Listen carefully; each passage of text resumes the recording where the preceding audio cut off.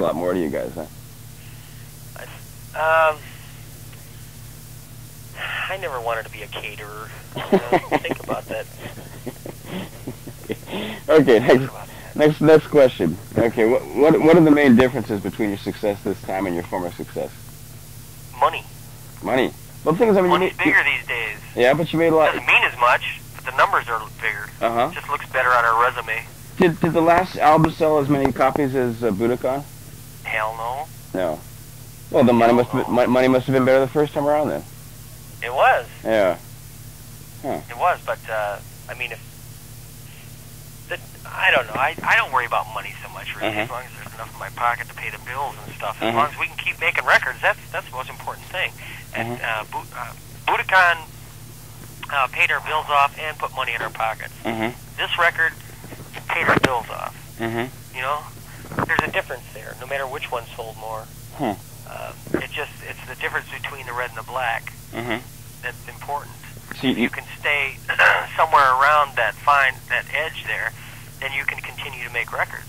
But if you fall so far in debt that you can't pay your bills off, then you're going to get dropped from a label, and that's going to be it. You know, and then you're going to have to either try and start over again, which is very difficult to do, or you're going to break up. Fortunately, that's never happened to us. You talk about the band having a work ethic, but you don't ever think about like retiring young at 40 to some South Seas tropical island to sort of rest on your laurels. I'm not 40 yet. Pardon me? I'm not 40 yet, and I don't even like the sun, so I've had a tan maybe once in my life. So can you see yourselves in 10 years' time? I can see us still around. I don't know if Cheap Trick will be together making records. I don't know. It's hard to say.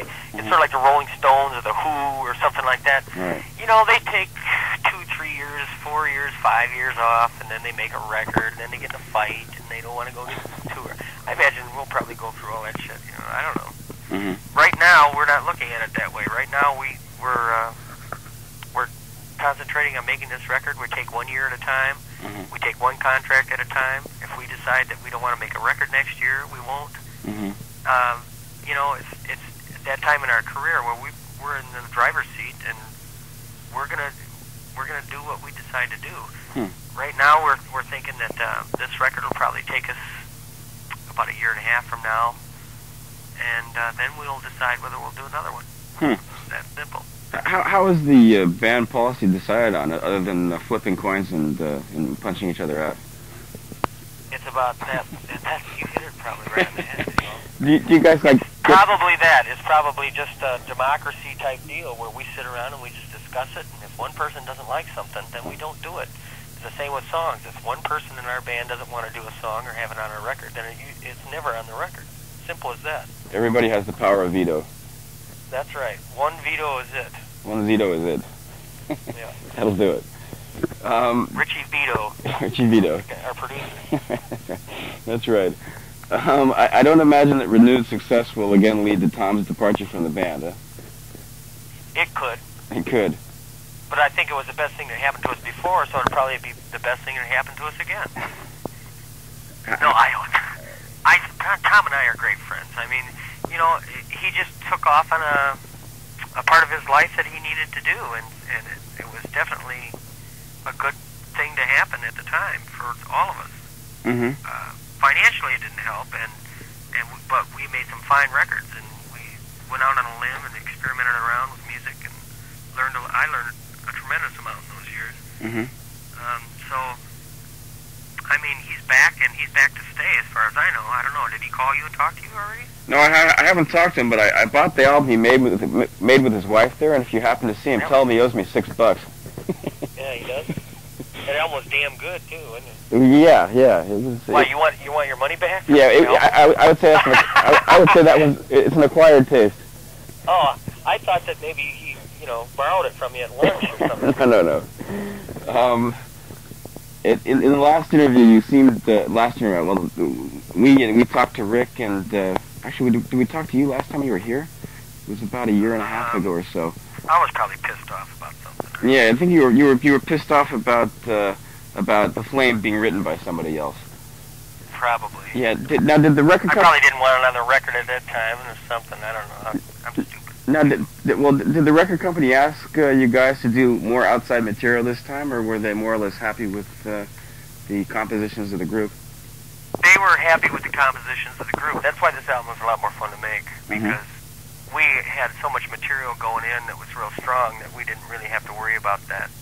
We didn't have the flameisms, for this record. So it made the record a lot more palatable for us to make.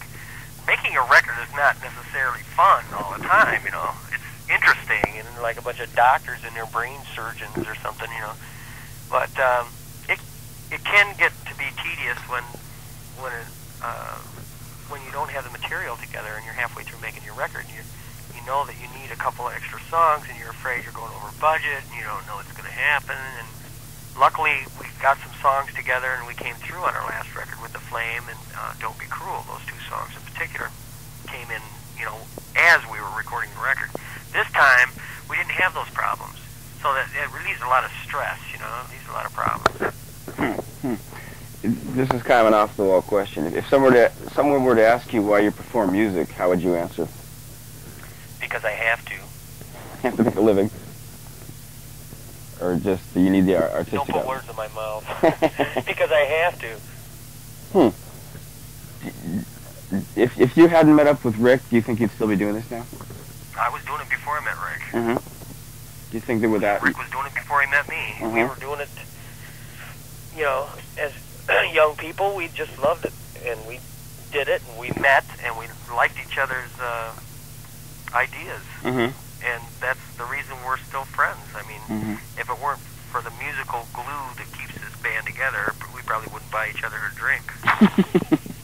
You seem like the perfect voice for his material, or I mean, it's not your material, actually. I guess you write most of the lyrics with him. But, I mean... well, we write music together, too. I mean, I'm not like the lyricist in the band. We write songs together. We both have basic ideas about what we like, and we don't necessarily agree on everything. In fact, I'd say it was about 50-50 that we agree and we don't agree. But the thing is those disagreements and agreements come together and make good songs. And that's the way it should be. Yeah, actually, I guess songwriting is something you started doing later in the band's career. You didn't, in the early albums, I don't recall there being that many songs were co-written by you. Earlier on, no. But now, yes. Yeah, was that something that Rick helped you pick up, or is just something sort of that came naturally to you? Well, it came through those years between 80 and now. That's how it developed for me, because I was sort of a closet case songwriter, and I had a song on our first record, and I had one or two songs that are on a record. Right. But now, the fact that I've proven myself to be a little bit better, a little smarter as far as arrangement and lyrics and composition are concerned, Rick has agreed from the bottom of his heart to allow me to work with him. Well put. I think it was one-on-one when you first started your most of your contributions. That's right. Yeah, and you sort of earned...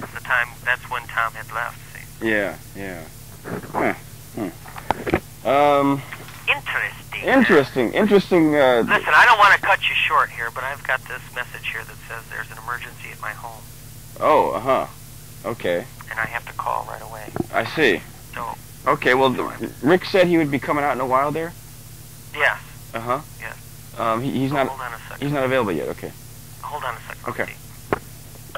Can you hold a second? Yeah, I may be able to get right back to you. I may not. Let me just make this call, and I'll tell Rick to come to the phone. If he can't, well, just hold on for 2 minutes. Yeah, no problem.